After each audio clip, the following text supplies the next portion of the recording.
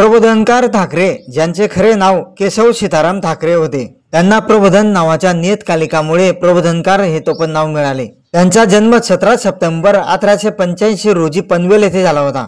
प्रबोधनकार ठाकरे हे मराठी पत्रकार, समाजसुधारक, लेखक, वक्ते, इतिहासकार आणि संयुक्त महाराष्ट्र चळवळीचे अग्रणी नेते होते।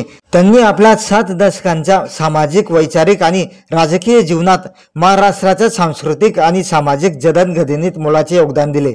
महात्मा फुले यांच्या विचारांचा प्रबोधनकार ठाकरे यांच्यावर प्रभाव होता आणि त्यांनी महात्मा फुलेंच्या पावलावर चालतच समाज सुधारणेचे कार्य केले।